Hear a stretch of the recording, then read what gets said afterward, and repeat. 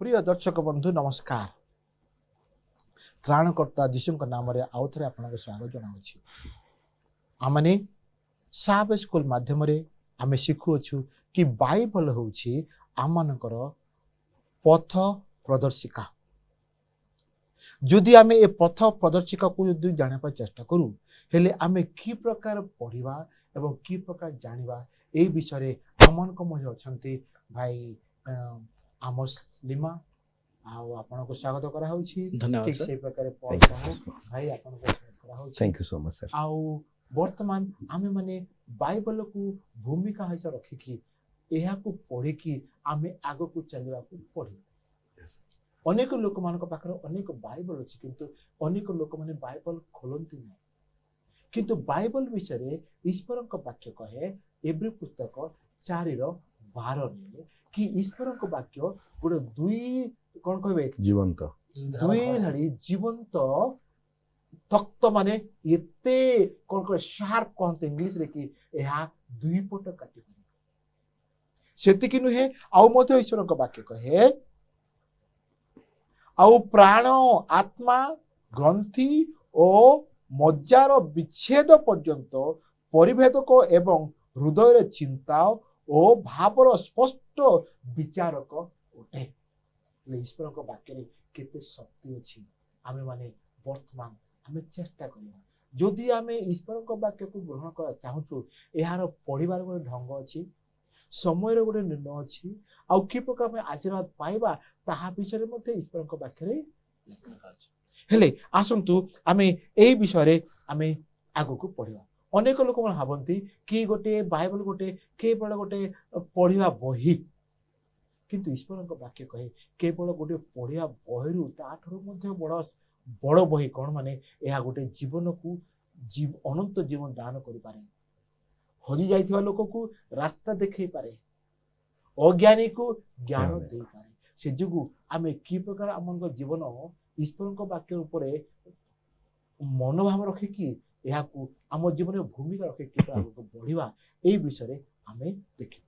अच्छा भाई कौन कहे आमोस लिमा ईश्वर का वाक्य शक्तिशाली यह एतिकी शक्ति कि आमन कल्पना रु बाहर यह विषय आपण किछि कहि परिबे कि? धन्यवाद दोची ए प्रश्न पाए। निश्चित भाव में आम जानिछु ईश्वर वाक्यर शक्ति केते आउ आजिर पाठरे आम जानि पारछु जे वाक्य को केवल गोटे पुस्तक भाव न देखि गोटे अस्त्र भाव में देखा एटा गोटे सबुठु महान बा शक्तिशाली अस्त्र बोली आमे जानिबा।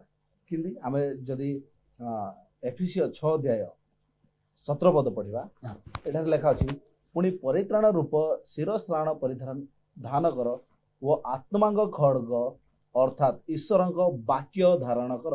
ये आम स्पष्ट भाव देखि पारछु माने ईश्वर वाक्य को एक खड्ग सहित तुलना करा जायछि अर्थात खड्ग आम पाई गोटे अस्त्र आम जानि पारछु एहा सबुठु शक्तिशाली अस्त्र। आम कहीं गोटे सबुठु शक्तिशाली अस्त्र बोली कहि पारबा कारण एही अस्त्र को शैतान भय करे। जेतेले यीशु पृथ्वी रे थिले तांकु परीक्षा रे जेतेले शैतान पकाउथिले सेही समय शैतान को पराजय करबा पाए हरेबा पाए यीशु एही अस्त्र ही व्यवहार करथिले। तो शैतान को जदि आम पराजय करिवार अछि ताले आम एही अस्त्र ही व्यवहार करबा। आउ शैतान रो एकमात्र लक्ष्य जे तांकर विश्वासी मानकर विश्वासी माने जो माने यीशु को विश्वास करते से माननकु दुईटा जिनसरु तांके माने दूर करैबा पई चाहंती। गोटे हला प्रार्थना आउ गोटे हला वाक्य अध्ययन। तांके जानछथि तांको वाक्य रे जो शक्ति अछि एही शक्ति शैतान को शक्तिहीन करे। आउ एही वाक्य रे एते सब शक्ति अछि आमे जदि गीत संगीता 33:6 पढ़वा सेठी आमे जानि पारबा जे ईश्वरंकर वाक्य रे सृष्टि करबार शक्ति अछि। ईश्वरंकर वाक्य रे गोटे मृत्यु को जीवन देवार शक्ति अछि ताहा आमे जहन 11:41-44 मध्य पाई पारबा। आउ वाक्य रे सही शक्ति अछि जहाँ हमको शैतान ठू विजय लाभ करबा पय हमको शक्ति देते ताहा मध्ये आमे ମାଥ୍ୟୁ 4 ଅଧ୍ୟାୟ 1 ରୁ 11 ପର୍ଯ୍ୟନ୍ତ ପାଇବା। କିନ୍ତୁ ଶୈତାନ ଆମକୁ ସବୁବେଳେ ବ୍ୟସ୍ତବହୁଳ ଜୀବନରେ ରଖି ଏଇ ବାକ୍ୟ ପଠନରୁ ସବୁବେଳେ ଦୂର କରିବା ପାଇଁ ଚେଷ୍ଟା କରିଥାଏ। ତ ଆମେ ଜାଣିପାରୁଛୁ ଯେ ବାକ୍ୟ ପଢ଼ିବା ଦ୍ୱାରା ଆମେ ଶୈତାନକୁ ସବୁବେଳେ ଦୁର୍ବଳ କରିପାରିବା। ତ ଏଥିପାଇଁ ଆମେ ଈଶ୍ୱରଙ୍କ ବାକ୍ୟକୁ ଗୋଟେ ଶକ୍ତିଶାଳୀ, ସବୁଠୁ ଶକ୍ତିଶାଳୀ ଅସ୍ତ୍ର ଭାବେ ଆମେ ଆପଣେଇ ପାରିବା। ଠିକ କହିଲେ। ଏଇ ଯୋଉ ଶାସ୍ତ୍ରକୁ ଅସ୍ତ୍ର କରିକି ଆମେ କି ପ୍ରକାର ଶୈତାନରୁ ଲାଭ କରିପାରିବା। ବିଜୟ ଲାଭ ଶୈତାନକୁ କୌଣସି ଅସ୍ତ୍ର ଦ୍ୱାରା ଆମେ ହରାଇ ପାରିବାନି। କିନ୍ତୁ ଏଇ ଯୋଉ ଶାସ୍ତ୍ର, ଏଇ ଯୋଉ ବାଇବଲ ବ୍ୟବହାର କରିକି ଆମେ କି ପ୍ରକାର ଶୈତାନରୁ ମୁକ୍ତ ପାଇବା, ଜୟଲାଭ କରିବା ଏବଂ ଆଗକୁ ବଢ଼ିପାରିବା। ଭାଇ ପଲ ସାହୁ, ଆପଣଙ୍କ କିଛି ଭାବନା ପ୍ରକାଶ କରିବାକୁ ଚାହୁଁଛନ୍ତି ଏ ବିଷୟରେ? से वाक्य द्वारा सब सृष्टि होती, से वाक्य द्वारा जीवन आसी, से वाक्य द्वारा मृत मैंने उठुंट, से वाक्य द्वारा रोग सुस्थ होती, से माने बाइबल प्रकाश कर मोर प्रत्येक वाक्य फेरिक आसब ना, कार्य साधक हम मुझे जहाँ कहीदे मैंने से निश्चित भाव में से कार्य करके आसब, रिटर्न से खाली आसबनी। प्रत्येक वाक्य शक्ति अच्छी, प्रत्येक वाक्य जो शक्ति अच्छी से वाक्य आम जीवन ना आम जीवन में शक्ति आसो। गोटे मद्यप लोक जो प्रभु वाक्य मद्यपान छाड़ दूँ, जड़े बेसिया सी प्रभु वाक्य बेसिया परिवर्तन होता केमती हो पार्टी साइंस कर ना, कौन सी संस्कार कर केवल परमेश्वर वाक्य गोटे मनीष को नुआ तैयारी कर शिखि पारुछु। आमे जानूछु कि भावुछु कि आमे बाइबल पढ़ुछु, जेते बेले आमे मन ध्यान दे कि बाइबल न पढ़िबा आम जीवन रे परिवर्तन हे पारिबो नाही। जदि परिवर्तन करा पई चाहिबा हेले ईश्वरक वाक्य को पूरा पूरी विश्वास करिकी जेले पढ़िबा हेले एटा आम जीवन कठिन परिश्रम रु मध्य मुक्त करे। जदि आमे देखिबा विलाप पुस्तक 3:22 एवं 23 रे कहे, ईश्वरक वाक्य प्रत्येक दिन नूतन भावे आशीर्वाद आनी थाए। केते बढ़िया वाक्य। ईश्वरक वाक्य जो लोक अध्ययन करे, जो लोक शिखिबा पई चेष्टा करे, तांको जीवन रे प्रत्येक दिन नुआ आशीर्वाद आसे। विलाप पुस्तक रे जेरेमिया जो भविष्य वक्ता बढ़िया लिखिछन्ते, कहीं कि ना तांके चाखी थिले दुख कष्ट समय तांके ईश्वरक वाक्य को तांके कोन करथिले जानिथिले बोली दुख समय मध्य ईश्वरक नुआ नुआ आशीर्वाद को तांके अनुभव कले बोली तांके लिखिछन्ते। अच्छा, यह हमें ईश्वरक शास्त्र को व्यवहार करिकी अस्त्र करिकी आमे कि प्रकार जीति परिबा यह विषय आमे शिखिलु। द्वितीय रे आउ थरे आमे टिके आगो जिबा। आमे बाइबल पढ़िया पई किछि गोटे जिनिस अछि, से जिनिस होछि ईश्वरंकर कोन क्षमता। से क्षमता कोड अछि ईश्वरंक वाक्य रे अछि। हेले एई जो वाक्य बा ईश्वरंक शास्त्र, पवित्र शास्त्र ईश्वरंकर क्षमता भाव रे आमे कि प्रकार व्यवहार करि परिबा। देखो बहुत सुंदर भाव आप प्रश्न पचारे। बहुत लोक अच्छा आप ज्योतिष पाक गले शुआ गोटे थी गोटे से पद बाहर कर ठीक। आम बेले आखि बंद कर प्रभु मत कौ पद मोपाई जो सहज से बाहरी गला से मत प्रभु कहलु ना भावी था। आम से सहज नवा नहीं प्रभु वाक्य। प्रभु आमको गोटे काठ पुतला नुहति जे आम जमी बाछी सेमती हो। आमको मेडिटेट करा पड़ो, ध्यान करा पड़ो, प्रभु कौन कथा कहे वाक्य देखा पड़ो। धर्मशास्त्र खोलिया 2 तिमोथी 3:15-17 चाहिए भाई आम टे बाइबल खोलिए 2 तिमोथी 3:15-17 बढ़िया लिखा अच्छी। ये पद विषय कौन कहते से स्पष्ट भाव में प्रभु आम कौन कह चाहते?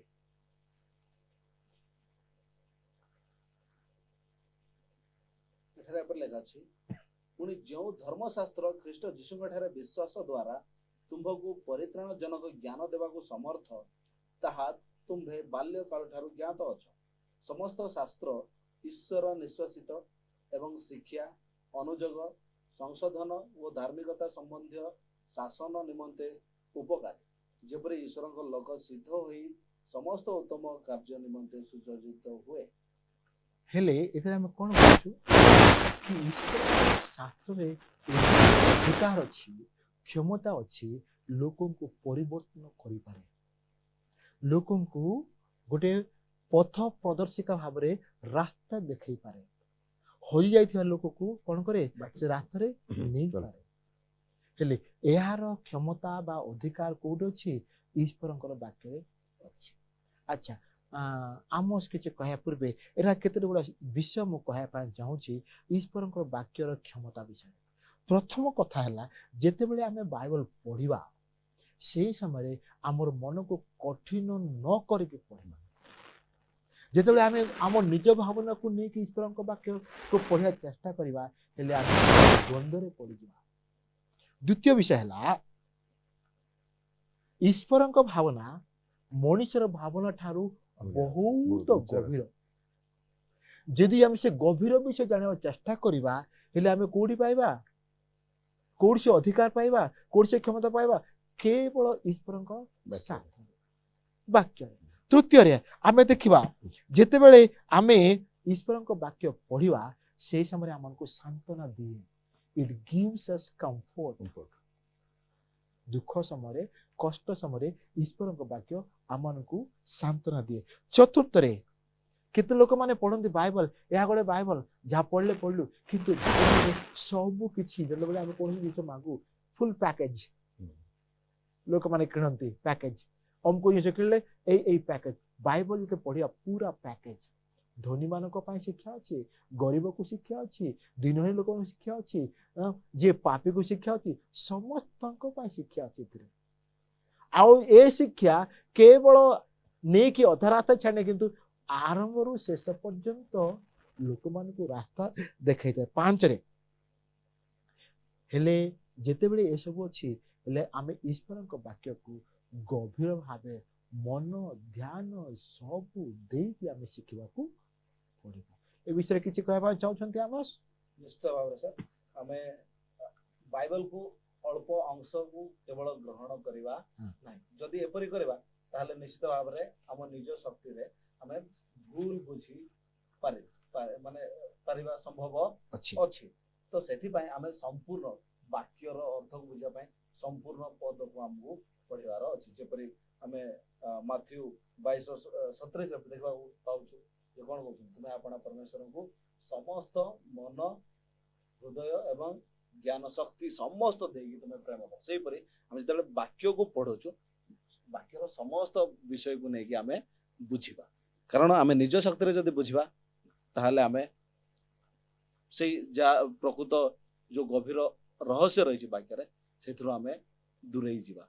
तो आमे निश्चित भाव रे समस्त ज्ञान मन आ समस्त पठन कला को समस्त वाक्य को आमे ग्रहण करा ना कि केवल एई पद मो पय उपयुक्त केवल एतिकी मु ग्रहण करबी आ बाकी मो पय नाही एपरि मनोभाव न। इबन बाइबल रे मध्ये बहुत प्रकार एमती कदर्य विषय अछि, एते कदर्य विषय अछि जोडा काम पढले ये लागे ओ एटा मु पढिबि नै आ एपरि विषय किछ अछि जोडा ओ अभिशाप मु पढिबि नाही किबा एपरि किछ विषय अछि ओ पशु पक्षी बहुत भयंकर अछि प्रोफेसर मु जिबि नाही।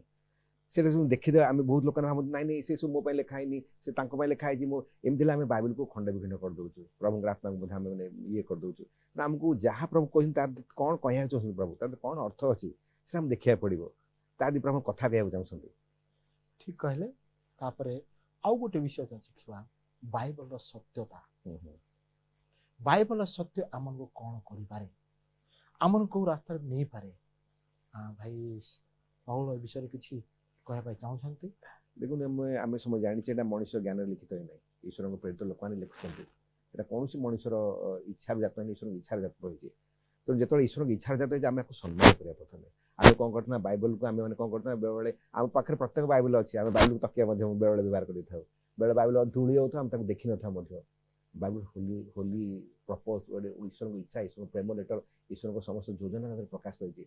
आमे जेते ताको रेभरेंट दबा जेते ताको आमे अध्ययन करे जेते तामे ता भीतर हम जीवा सेते पत्र हम ब्लेसिंग ही ब्लेसिंग अछि।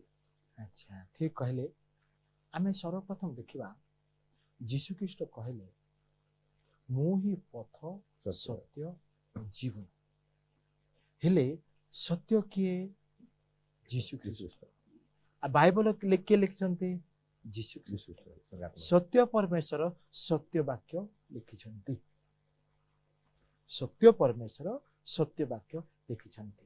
परम यीशु ख्रीष्ट कोन कहथिले मु ही पथ सत्य ओ जीवन ईश्वरक वाक्य सत्य होछि the truth I am the truth ले यीशु ख्रीष्ट कोन थिले सत्य थिले ଆଚ୍ଛା ଏ ସତ୍ୟତା ଆମମାନଙ୍କୁ କଣ କରିପାରେ? ଏଇଟା ମୁଁ ଏଇ ପ୍ରଶ୍ନର ଉତ୍ତର ଦେବା ପାଇଁ ଚାହେଁ। ଆଚ୍ଛା ଆମେ ଯଦି ଖୋଲିବା ଜହନ 17 ଅଧ୍ୟାୟ 17 ପଦ, ୟେସ୍ ସେଠାରେ ଏଠି ବହୁତ ସୁନ୍ଦର ଭାବରେ ଏଇ ପ୍ରଶ୍ନର ଉତ୍ତର ଆମେ ପାଇପାରିବା। ଏଠାରେ ଲେଖା ଅଛି, ସତ୍ୟ ଦ୍ୱାରା ତୁମକୁ ପବିତ୍ର କର, ତୁମର ବାକ୍ୟ ତ ସତ୍ୟ। ସତ୍ୟ ବାକ୍ୟ ଆମକୁ କଣ କରିପାରିବ? ପବିତ୍ର ପବିତ୍ର କରିବ। କରିପାରିବ। ତ ବାକ୍ୟ ଆମକୁ ପବିତ୍ର କରିବାରେ ଶକ୍ତି ଅଛି। ଏତିକି କାରଣ- ଶକ୍ତି ଅଛି। ହଁ, ଆଉ ଏଇ ଶକ୍ତି କେବଳ ବାକ୍ୟରେ କାହିଁକି ଅଛି? କାରଣ ସେ ବାକ୍ୟ ପବିତ୍ର, ସେଥିପାଇଁ ଆମକୁ ସେ ପବିତ୍ର କରିପାରେ। ଆଉ ଏଇ ବାକ୍ୟ ଯେହେତୁ ସତ୍ୟ, ସେଇଥିପାଇଁ ବାକ୍ୟର କ୍ଷମତା ଅଛି ଆମକୁ ପବିତ୍ର କରିବାର। ଆଉ ଗୋଟେ କଥା କହିବା ଚାହେଁ, ଈଶ୍ୱରଙ୍କ ବାକ୍ୟ ସତ୍ୟ, ଈଶ୍ୱରଙ୍କ ବାକ୍ୟ ପବିତ୍ର। କାହିଁକି ନା ପରମେଶ୍ୱର ପବିତ୍ର, ପରମେଶ୍ୱର ସତ୍ୟ। ଯେତେବେଳେ ଆମେ ସତ୍ୟରେ ଚାଲିବା, ହେଲେ ପରମେଶ୍ୱର କଣ କରିବେ? ଆମକୁ ପବିତ୍ର କରିବେ। ଯେତେବେଳେ ଆମେ ସତ୍ୟରେ ଚାଲିବା, ପରମେଶ୍ୱର କଣ କରିବେ? ପବିତ୍ର କରିବେ। ଆଉ ମଧ୍ୟ ଗୋଟେ ବଚନ ଅଛି ଆମସ ବାବୁ, କଣ କହିବେ? ହିତୋପଦେଶ 23:5-6 କଣ କହେ? ଏହା ଆମମାନଙ୍କର କଣ ହେବେ? ଶିଲ୍ଡ, ମାନେ ମୁଦ୍ରା ମୁଦ୍ରା ମୁଦ୍ରାଙ୍ଗିତ ନାଇଁ, ମୁଦ୍ରା ଶିଲ୍ଡ ଆମମାନଙ୍କୁ ରକ୍ଷା କରେ। କବଚ କବଚ। ଈଶ୍ୱରଙ୍କ ସତ୍ୟ ଆମମାନଙ୍କୁ ପାପରୁ କଣ କରେ? ମୁକ୍ତ କରେ, ରକ୍ଷା ଦିଏ। କାହିଁକି ନା ଏହା ଗୋଟିଏ କବଚ। ତାପରେ ମଧ୍ୟ ଆମେ ଦେଖୁଛୁ ଗୀତ ସଂହିତା 12:6 ଈଶ୍ୱରଙ୍କ ବାକ୍ୟ ସୁନା ସହିତ ତୁଳନା କରାହେଇଛି, ତାଠାରୁ ମଧ୍ୟ ପବିତ୍ର। କାହିଁକି ନା ସୁନା, ଯୋଉ ସୁନା କି 7 ଥର ପରିଷ୍କାର କରାହେଇଛି, ତାଠାରୁ ମଧ୍ୟ ପରିଷ୍କାର ହେଉଛି। ତାପରେ ମଧ୍ୟ କଣ ପରଫେକ୍ଟ କହନ୍ତି ଈଶ୍ୱରଙ୍କର ବାକ୍ୟ, ଈଶ୍ୱରଙ୍କ ବାକ୍ୟ। ଆଚ୍ଛା, ଆଉ ମଧ୍ୟ ପ୍ରଥମ ଥେସଲୋନିୟ 2:3 କଣ କହୁଛି? ମଣିଷ ମାନେ ଈଶ୍ୱରଙ୍କ ବାକ୍ୟକୁ ଗ୍ରହଣ କରିବାକୁ ପଡିବ। କାହିଁକି ନା ଏହା ଈଶ୍ୱରଙ୍କର ବାକ୍ୟ। ବାଇବଲ ହଉଛି ଈଶ୍ୱରଙ୍କ ବାକ୍ୟ। ଆଉ ମଧ୍ୟ ଯଦି ଆମେ ଗୀତ ସଂହିତା 33:4-5 ଦେଖିବା, ଏଇଟା କଣ କହୁଛି?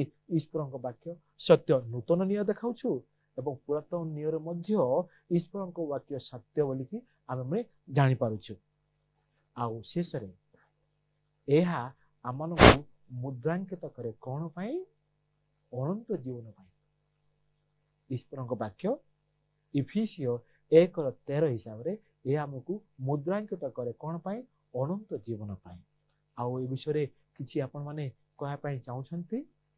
କିନ୍ତୁ ଈଶ୍ୱରଙ୍କ ବାକ୍ୟ ଆମେ ତାକୁ ନିଜ ଇଚ୍ଛାରେ, ନିଜର ବିଚାରରେ, ନିଜ ଇଏରେ ନିଜର ଇଣ୍ଟରପ୍ରିଟେସନ ଦେବା ଆବଶ୍ୟକ ନାହିଁ କିଛି। ବାଇବଲ କହୁଛି ତୁମେ ତ ଯୋଡ଼ିବ ନାହିଁ, ମିଶେଇବ ନାହିଁ, ଫେଡ଼ିବ ନାହିଁ, ଯାହା ଅଛି ତାହା ଇଏ କରିବ। ଆମେ ବେଳେ ନିଜର ଇଣ୍ଟରପ୍ରିଟ ଦେଇଥାଉ, ଏଇଟା ଏମିତି ଏମିତି ଭାବୁଛି, ଏମିତି ହେଇଛି। ସେଇଟା ଯେତେ ଦୂର ରହିବା ସେତେ ଭଲ ହବ ଆମ ପାଇଁ କି। ଆଉ ଗୋଟିଏ କଥା ମନେ ରଖିବା, ଅନେକ ଲୋକ ଭାବନ୍ତି ଈଶ୍ୱରଙ୍କ ବାକ୍ୟରେ କଣ୍ଟ୍ରାଡିକ୍ସନ ଅଛି, ମାନେ ସମସ୍ତ ଭାବନା ଏକମତ ନାହିଁ। କାହିଁକି ଏମିତି ଅଛି?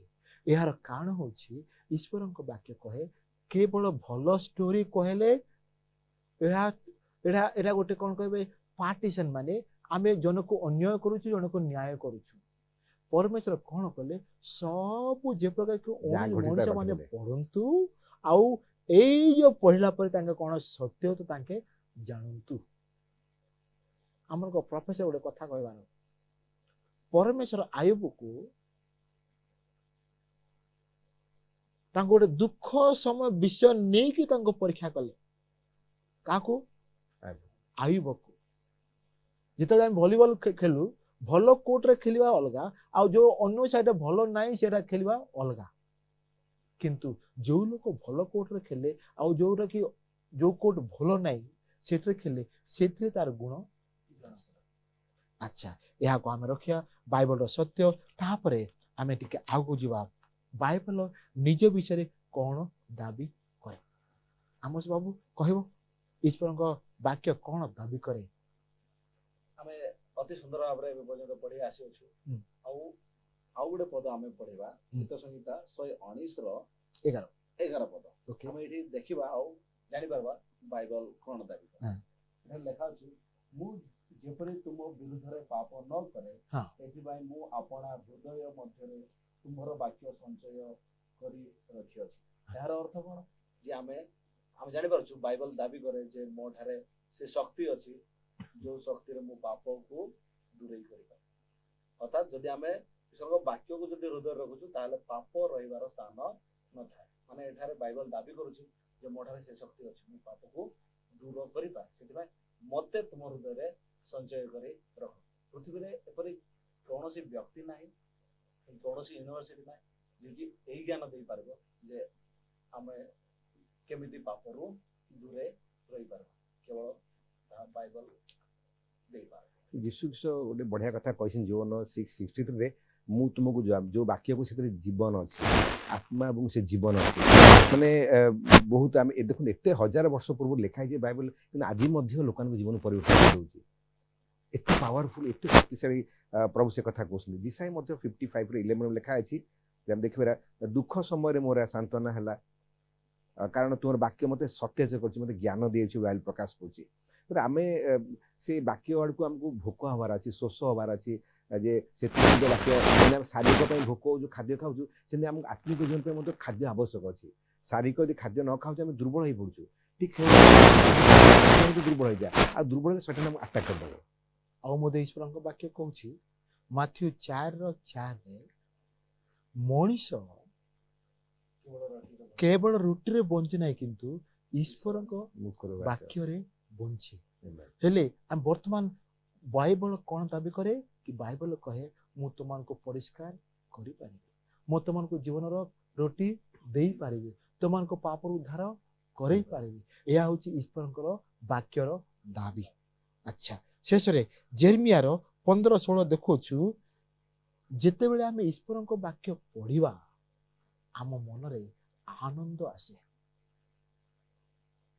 ଏଇ ଆନନ୍ଦ କେହି ଆମମାନଙ୍କୁ ଦୁନିଆରେ ଦେଇପାରିବେ ନାହିଁ। ହେଲେ ଶେଷରେ ଆମେ କଣ ଦେଖୁଛୁ? ମାନେ ଈଶ୍ୱରଙ୍କ ବାକ୍ୟରେ ଆନନ୍ଦ ଅଛି, ତୃପ୍ତି ଅଛି, ଆଶୀର୍ବାଦ ଅଛି। ଆଉ ଗୋଟେ ବିଷୟ ଯୋଉଟା ଆମେ ଦେଖୁଛୁ ହିବ୍ରୁ 4:12, ଏହା 2 ସାଇଡର ତିକ୍ତ ଖଡ୍ଗ, ମାନେ ଏହା ପାପକୁ କାଟି ପାରିବ, ତାପରେ ପାପୀକୁ ପାପରୁ ମଧ୍ୟ ମୁକ୍ତ କରିପାରିବ। ଆଚ୍ଛା, ତାପରେ ଆମେ ଯିବା ବୁଧବାର ଦିନର ବିଷୟବସ୍ତୁରେ କଣ ଲେଖା ହେଇଛି ଟିକେ ଦେଖିଦେବା ସଂକ୍ଷିପ୍ତ ଭାବରେ। ଏଠା କହୁଛି ଏ ସବୁ ପଢିବା ପାଇଁ, ଜାଣିବା ପାଇଁ ମଣିଷର ହୃଦୟ କି ପ୍ରକାର ଅଛି। ଦ ଷ୍ଟେଟ୍ ଅଫ ଦ ହାର୍ଟ, ମଣିଷର ହୃଦୟ କି ପ୍ରକାର ଅଛି। ମଣିଷ ହୃଦୟ ଅତ୍ୟଧିକ ସମୟ ଆମେ ଦେଖୁଅଛୁ ଜାଗତିକ ଉପରେ ନିର୍ଭର କରି ରହିଛି। ଯୋଉ ହୃଦୟ ଜାଗତିକ ଉପରେ ନିର୍ଭର କରି ରହିଛି ତାହା ଈଶ୍ୱରଙ୍କ ବାକ୍ୟ ବୁଝିପାରିବ ନାହିଁ। ଏଥିଯୋଗୁ ଈଶ୍ୱରଙ୍କ ବାକ୍ୟ କଣ କହୁଛି କି ତୁମ ହୃଦୟ କଣ କର, ନମ୍ର କର, ଶିଖିବା ପାଇଁ ମନୋଭାବ ଆଣ, ପବିତ୍ର ଆତ୍ମାକୁ ପ୍ରାର୍ଥନା କର। ଆଉ ଯେତେବେଳେ ପବିତ୍ର ଆତ୍ମାକୁ ପ୍ରାର୍ଥନା କରିବା କଣ ହେବ? ଆମେ ଈଶ୍ୱରଙ୍କ ବାକ୍ୟକୁ ବୁଝିପାରିବା। ହେଲେ ଆମ ହୃଦୟକୁ କି ପରିଷ୍କାର କରିବା, ପ୍ରସ୍ତୁତ କରିବା? ଯେତେବେଳେ ପବିତ୍ର ଆତ୍ମା ଆମମାନଙ୍କ ପାଖରେ ଆସିବ। ଯେତେବେଳେ ପବିତ୍ର ଆତ୍ମା ପାଖରେ ଆସିବ ଆମେ ଈଶ୍ୱରଙ୍କ ବାକ୍ୟ ପଢିଲେ କଣ ହେବା? ମାର୍କ 9:24 କହେ ଆମେ ବଢିବା, ବିଶ୍ୱାସରେ ବଢିବା। ଏହାକୁ ଗୋଟିଏ କଣ କହିବେ? ମାଷ୍ଟର୍ଡ ସିଡ୍, ମାନେ ସୋରିଷର କଣ ମଞ୍ଜି ବିଷୟ ତୁଳନା କରିଛି। ବିଶ୍ୱାସକୁ ଯେ ପ୍ରକାର ମଞ୍ଜି ଛୋଟ ଗୋଟେ ମଞ୍ଜିର ମାଟିରେ ପକାଇ ଧୀରେ ଧୀରେ ବଢେ, ଲୋକମାନେ ଯେତେବେଳେ ଈଶ୍ୱରଙ୍କ ବାକ୍ୟ ପଢନ୍ତି ତାଙ୍କର ବିଶ୍ୱାସ ମଧ୍ୟ ବଢେ। ଆଉ ଯେତେବେଳେ ଏମିତି ବଢେ କି ଈଶ୍ୱରଙ୍କ ବାକ୍ୟ କହେ ତମେ ସେଇ ବିଶ୍ୱାସରେ ଏଇ ପର୍ବତକୁ ଏଇଠୁ ସିଆଡେ ଯାଉ ବୋଲି କହିଲେ ସେ ପର୍ବତ ଚାଲିଯିବ। ବର୍ତ୍ତମାନ କଣ ଦରକାର? ଆମକୁ ଈଶ୍ୱରଙ୍କ ବିଶ୍ୱାସ ଦରକାର। ପ୍ରିୟ ଶ୍ରୋତା ବନ୍ଧୁମାନେ, ଈଶ୍ୱରଙ୍କ ବାକ୍ୟରେ ମୁକ୍ତି ଅଛି, ଈଶ୍ୱରଙ୍କ ବାକ୍ୟରେ ତୃପ୍ତି ଅଛି, ଈଶ୍ୱରଙ୍କ ବାକ୍ୟରେ ଆମର ଅନନ୍ତ ଜୀବନ ଅଛି। ଆମମାନେ ସମୟ ବିତାଇକରି ଈଶ୍ୱରଙ୍କ ବାକ୍ୟକୁ ଆମେ ଅନୁସନ୍ଧାନ କରିବା। କାହିଁକି ନା ଆମର ଏଇ ଦୁନିଆରେ ବଞ୍ଚିବାର କାରଣ ହେଉଛି ଈଶ୍ୱରଙ୍କ ରାଜ୍ୟ। ଯଦି ଆମେ ଈଶ୍ୱରଙ୍କ ରାଜ୍ୟ ପାଇବା ପାଇଁ ଚେଷ୍ଟା କରୁଛୁ, ଈଶ୍ୱରଙ୍କ ବାକ୍ୟକୁ ଆମେ ପଢିବାକୁ ଚେଷ୍ଟା କରିବା। କାହିଁକି ନା ଈଶ୍ୱରଙ୍କ ବାକ୍ୟ ଆମ ଜୀବନକୁ ବହୁତ କିଛି ଶିକ୍ଷା ଦେଉଛି। କିନ୍ତୁ ବର୍ତ୍ତମାନ ଆମମାନଙ୍କ ହୃଦୟ, ଆପଣଙ୍କ ହୃଦୟ କେମିତି ଅଛି। ଯେତେବେଳେ ଆମେ ଈଶ୍ୱରଙ୍କ ବାକ୍ୟକୁ ଗ୍ରହଣ କରିବା ପାଇଁ ଚାହୁଁଛୁ, ପଢ଼ିବା ପାଇଁ ଚାହୁଁଛୁ, ପ୍ରାର୍ଥନା କରିବା ପାଇଁ ଚାହୁଁଛୁ, ଈଶ୍ୱରଙ୍କ ପବିତ୍ର ହେବା ପାଇଁ ଚାହୁଁଛୁ, ହେଲେ ଈଶ୍ୱରଙ୍କ ବାକ୍ୟର ପୁରା ତାଙ୍କ ସେ ବାକ୍ୟକୁ ଗଭୀର ଭାବେ ଆମେ ଭାବିବାକୁ ପଡ଼ିବ, ପ୍ରାର୍ଥନା କରିବାକୁ ପଡ଼ିବ। ଆସନ୍ତୁ ଏଇ ଯେଉଁ ସାବତ ସ୍କୁଲ ଆଜିର ଏଇ ସପ୍ତାହର ପାଠକୁ ଶେଷ କରିବା ପୂର୍ବେ ଆମେ ଛୋଟ ପ୍ରାର୍ଥନା କରିବା। ତା ପୂର୍ବେ ଗୋଟିଏ ସୂଚନା, ଯଦି ଆପଣଙ୍କର କୌଣସି ଅସୁବିଧା ଦୁଃଖ କଷ୍ଟ ଅଛି, ଆମର ନମ୍ବର ଦିଆହେଇଛି, ସେ ନମ୍ବରରେ ଆପଣ ପ୍ରାର୍ଥନା କରନ୍ତୁ। ଭାଇ ଆମର ଦେବେ ପ୍ରାର୍ଥନା କର। ଆସନ୍ତୁ ପ୍ରାର୍ଥନା କରିବା। ସ୍ୱର୍ଗୀୟ ସର୍ବଶକ୍ତିମାନ ପିତା ପରମେଶ୍ୱର, ଧନ୍ୟବାଦ ଦେଉଛୁ ଏହି ସୁନ୍ଦର ଅବକାଶ ନିମନ୍ତେ।